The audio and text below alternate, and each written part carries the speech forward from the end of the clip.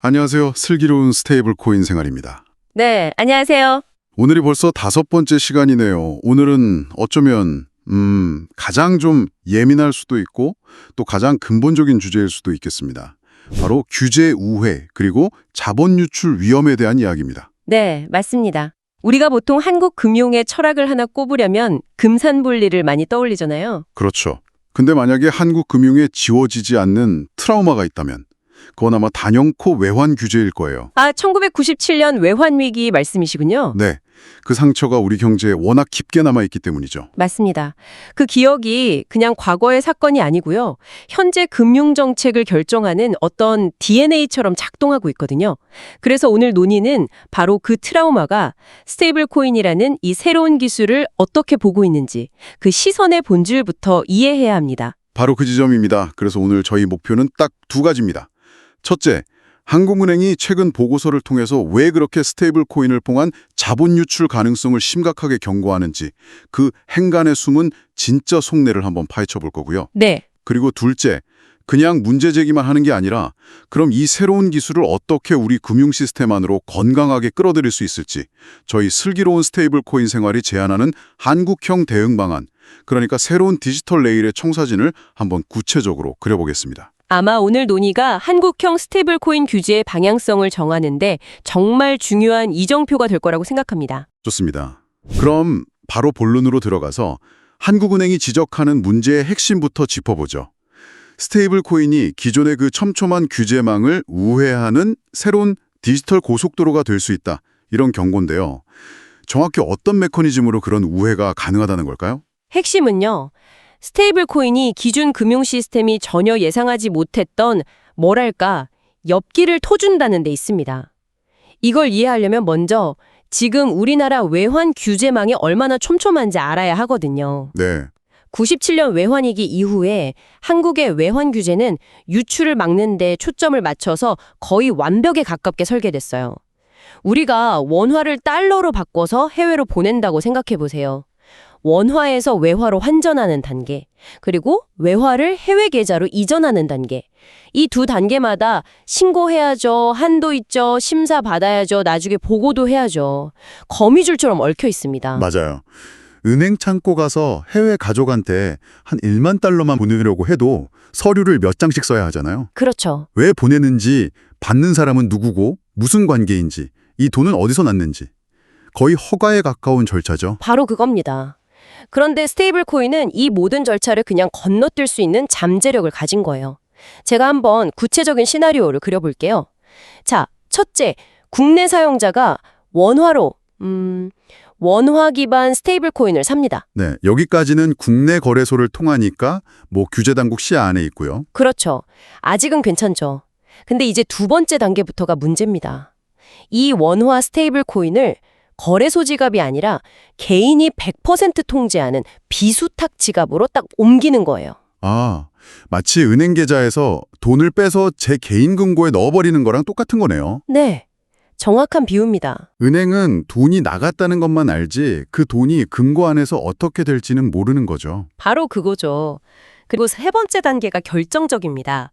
이 개인 지갑 안에서 은행 같은 중앙화된 기관 없이 탈중앙화 거래소, 즉 DX를 통해서 원화 스테이블 코인을 USDT나 USDC 같은 달러 스테이블 코인으로 바꿔버립니다. 아, P2P로요? 네, 순전히 블록체인 위에 스마트 컨트랙트를 통해서요. 그리고 마지막으로 이렇게 손에 넣은 달러 스테이블 코인을 해외 거래소로 보내거나 해외 디파이 서비스에 예치하거나 아니면 그냥 다른 해외 지갑으로 보내버리는 거죠. 와, 이 4단계를 거치면 기존 외환 규제망은 그냥 완벽하게 무력화되는 겁니다. 듣고 보니까 정말 기존의 감시 체계로는 막을 방법이 없어 보이는데요. 모든 과정이 은행 바깥에서 개인의 영역에서 일어나니까요. 그렇습니다. 이게 근본적인 패러다임의 차이가 여기서 생기는 거예요. 기존 외환 규제는 계좌를 중심으로 설계됐잖아요. 네, 실명 계좌요? 그렇죠. 모든 거래는 실명 확인된 계좌에서 출발해서 다른 계좌로 끝나고 금융회사가 그 흐름을 추적하고 보고할 의무가 있고요. 하지만 스테이블 코인의 흐름은 익명의 지갑 주소랑 스마트 컨트랙트 위에서 일어나거든요. 물론 블록체인이라 모든 거래 기록이 남아서 기술적인 추적은 가능해요. 그런데 그 지갑 주소의 진짜 주인이 누군지, 이걸 기존의 외환 규칙 틀로 관리하는 건 차원이 다른 문제라는 거죠. 뭐랄까, 돈의 흐름은 보이는데 사람의 의도는 안 보이는 셈입니다. 결국 자금 세탁이나 불법 자금 이동의 완벽한 통로가 될 수 있다는 의미로 들리네요. 실제로 그렇습니다. 글로벌 블록체인 분석 기업인 체이널리시스 보고서를 보면요. 가상자산을 이용한 불법 거래에서 스테이블 코인이 차지하는 비중이 매년 엄청나게 늘고 있어요. 아, 그래요? 네. 안정적이니까 범죄 조직한테도 매력적인 수단이 된 거죠. 이건 한국은행의 우려가 그냥 막연한 걱정이 아니라 실제 데이터로 증명되는 현실적인 위협이란 뜻입니다. 결국 한국은행이 던지는 근본적인 질문은 이거예요. 원화 스테이블 코인이라는 새로운 규칙을 만들 때 지난 수십 년간 한국 경제를 지탱해온 자본, 외환 규제라는 둑을 어떻게 함께 보강할 것인가? 이 질문에 답을 못하면 혁신을 위해 뚫은 물길이 오히려 둑 전체를 무너뜨리는 재앙이 될 수 있다는 강력한 경고인 셈이죠. 확실히 문제의 심각성이 느껴집니다. 근데 다른 나라들도 비슷한 고민을 할 텐데 유독 한국이 이 자본 유출 문제에 거의 경기에 가까운 반응을 보이는 특별한 이유가 있을까요? 바로 아까 말씀하신 그 트라우마 때문인 거죠. 1997년 외환 위기요? 네. 이게 단순한 경제 위기가 아니었거든요. 뭐랄까, 한국 정책 당국자들 뇌리에는 거의 원죄의식처럼 남아있다고 봐야 합니다. 당시 우리가 단기 외채가 막 늘어나는 상황에서 외국 자본이 썰물처럼 빠져나가니까 외환 보유고가 순식간에 바닥이 났잖아요. 네, 기억납니다. 그게 통화가치 폭락, 금융 시스템 붕괴로 이어지는 걸 그냥 속수무책으로 지켜봐야 했어요. 통화위기랑 금융위기가 동시에 터지는 최악의 시나리오를 겪은 거죠. 국가 부도라는 말을 뉴스에서 매일 들었던 기억이 생생합니다. 단순한 정책 실패가 아니라 국민 전체의 삶을 뒤흔든 사건이었죠. 바로 그 뼈아픈 경험이 지금까지도 한국 금융당국의 제1원칙으로 남아있는 겁니다. 원화는 가급적 국내에서 돌게 하고 외화는 철저히 통제된 창고로만 드나들게 한다. 어떤 일이 있어도 예측 불가능한 대규모 외화 유출은 막아야 한다. 이게 절대 양보할 수 없는 대원칙인 거예요. 그렇군요. 이런 역사적 맥락 때문에 스테이블 코인이 규제 우회로가 될 수 있다는 가능성은 이게 단순한 기술적 허점의 문제가 아닌 거죠. 국가 경제의 존림을 위협했던 과거의 상처를 다시 헤집는 아주 중차대한 안보 문제로까지 인식되는 겁니다. 역사적 배경을 알고 나니까 한국은행의 우려가 훨씬 더 절실하게 와닿네요. 그렇다면 자본이 구체적으로 우회하고 유출되는 과정에서 생기는 실질적인 위험들을 좀 더 세분화해서 볼 수 있을까요? 네, 크게 세 가지 측면에서 그 위험을 볼 수 있습니다. 첫 번째는 규제 공백지대의 문제입니다. 아까 설명드린 시나리오처럼 국내 거래소에서 개인 지갑, 그리고 해외로 이어지는 경로의 핵심은 중간 단계가 규제 당국의 시야에서 완전히 벗어난다는 점이에요. 중간 단계요? 네. 기존 금융 시스템은 KYC, 고객 확인 의무가 전 과정에 걸쳐서 촘촘하게 적용되잖아요. 하지만 스테이블 코인 생태계에서는 이 KYC가 거래소 같은 온오프 램프에만 국한될 수 있다는 거죠. 일단 원화 스테이블 코인이 개인 지갑으로 옮겨간 뒤에 그 안에서 달러 스테이블 코인으로 바뀌고 해외로 나가는 과정은 사실상 아무도 못 들여다보는 회색지대가 되는 겁니다. 아, 시작점과 중착점의 주인은 아는데 중간에 어떤 경로를 거쳐서 무슨 목적으로 갔는지는 깜깜이가 될 수 있다는 거군요. 돈의 여정이 아니라 돈의 목적이 사라지는 셈이네요. 맞습니다. 그리고 두 번째는 더 심각한데요. 한번 그렇게 나간 자본의 복귀 불가능성 문제입니다. 복귀가 불가능하다고요? 네. 기존 금융제도로 해외 투자를 하면 그 돈이 어떤 자산에 투자됐고 나중에 어떻게 회수돼서 다시 국내로 들어올지 그 경로가 비교적 명확하거든요. 근데 스테이블 코인 레일을 타고 나간 자본은 달라요. 해외로 나간 달러 스테이블 코인은 그곳 디파이 서비스에 예치돼서 다른 토큰으로 바뀔 수도 있고 이더리움이 아니라 솔라나 같은 다른 블록체인 자산이 될 수도 있고요. 아, 계속 섞이는군요. 그렇죠. 여러 디지털 자산과 섞이면서 점점 그 원형을 잃고 꼬리표를 떼어버리는 거죠. 말 그대로 한국 규제당국의 관할권에서 영원히 사라져버릴 수 있습니다. 마지막 세 번째 위험은 역시 자금 세탁이겠군요. 네, 자금 세탁 방지, AML 측면의 치명적인 허점이죠.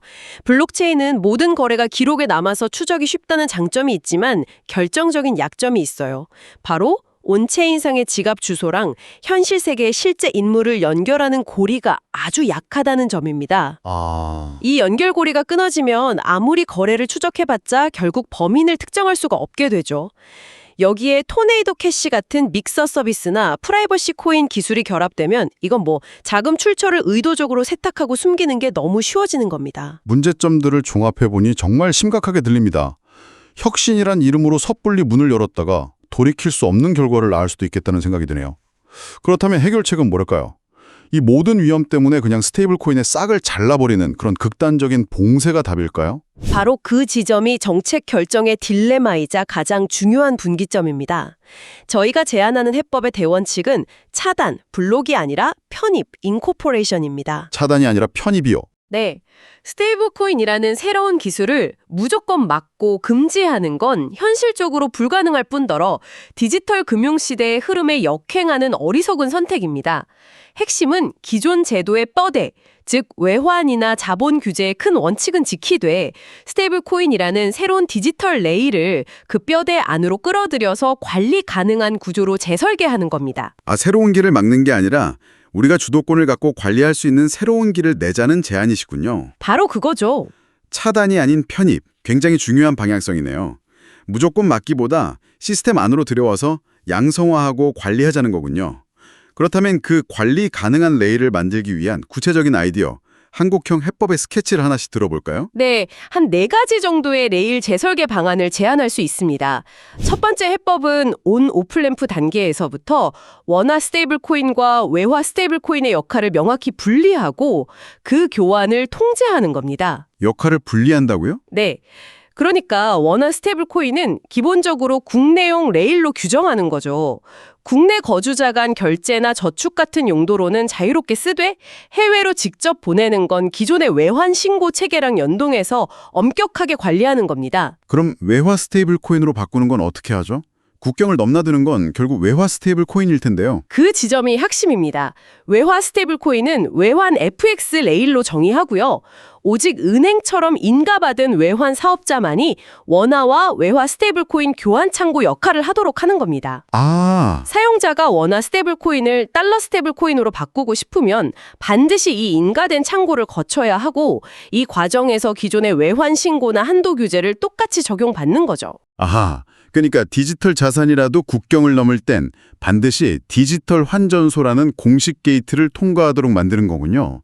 굉장히 합리적인 설계네요. 네, 이렇게 되면 형태만 디지털 자산으로 바뀌었을 뿐 국경을 넘는 순간에는 반드시 기존의 외환 규칙이 작동하게 됩니다. 그럼 두 번째 해법은 뭔가요? 두 번째는 지갑 등급제와 온체인 트래블 룰을 결합하는 방식입니다. 지갑 등급제요? 네. 먼저 지갑 등급제는 사용자의 신원 확인 수준이나 거래 목적에 따라서 지갑의 등급을 주고 권한을 다르게 하는 아이디어예요. 예를 들어 1단계 일상 거래형 지갑은 간편 KYC만으로 개설하되 소액 거래 한도를 두고요. 2단계 고액 투자형 지갑은 강화된 KYC랑 자금 출처 확인까지 요구하고 해외 전송 한도를 관리하는 거죠. 3단계 기관형 지갑은 또 별도의 내부 통제 체계를 갖추도록 의무화하고요. 온체인 트래블 룰은 현재 거래소 간에 시행되는 제도를 확장하는 개념인가요? 맞습니다. 현재 가상자산 거래소 간에 자금 이체할 때 송수신인 정보 확인하는 트래블 룰 있잖아요.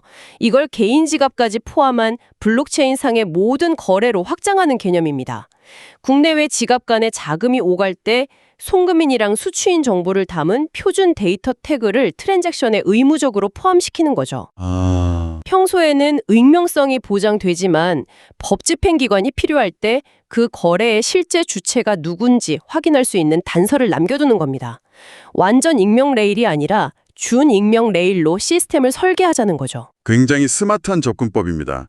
기술을 통해 규제의 효율성을 높이는 거군요. 세 번째 해법도 궁금합니다. 세 번째는 여기서 한 걸음 더 나아가는 건데요. 프로그래머블 FX 규칙을 도입하는 겁니다. 스테이블 코인을 해외로 보내려고 하면 스마트 컨트랙트가 이걸 자동으로 인식해서 거래를 지연시키거나 추가 인증을 요구하는 거죠. 또는 특정 고위험 국가로 지정된 주소로 송금하는 걸 원천 차단하거나 자금 성격에 따라서 허용되는 전송 속도나 상한선을 코드로 다르게 설정할 수도 있고요. 규제 자체가 살아있는 프로그램이 되는 거네요. 정말 미래적인 발상입니다. 네, 사람이 일일이 심사하는 아날로그 규제를 기술로 자동화하는 일종의 코드화된 규제인 셈입니다. 마지막 네 번째 방안은 뭔가요? 네 번째는 이 모든 시스템이 잘 돌아가는지 실시간으로 감시할 수 있는 핵심 성과 지표, 그러니까 KPI 대시보드를 구축하고 운영하는 겁니다. 아, 모니터링 시스템이군요. 그렇죠. 예를 들어 원화 스테이블 코인에서 외화 스테이블 코인으로의 순 전환 규모나 속도, 국내 지갑과 해외 지갑 간 자금 순 유출입 규모 같은 핵심 지표들을 실시간으로 추적하는 거죠. 그리고 그 지표에 이상 신호가 감지되면 선제적으로 대응하는 거고요. 정확합니다. 이 지표들이 미리 설정해둔 위험 임계치를 넘어서면 시스템이 자동으로 대응 조치를 발동하도록 설계하는 겁니다. 가령 일시적으로 외화 교환 한도를 줄이거나 특정 사용자 그룹에게 추가 KYC를 요구하거나 하는 조치를 취할 수 있죠. 문제가 터지고 나서 수습하는 게 아니라 위험의 징후를 미리 포착하고 관리하는 선제적 리스크 관리 체계를 갖추는 게 목표입니다. 오늘 정말 중요한 논의를 나눴습니다. 문제 진단부터 구체적인 해법의 청사진까지 굉장히 밀도 있는 시간이었네요.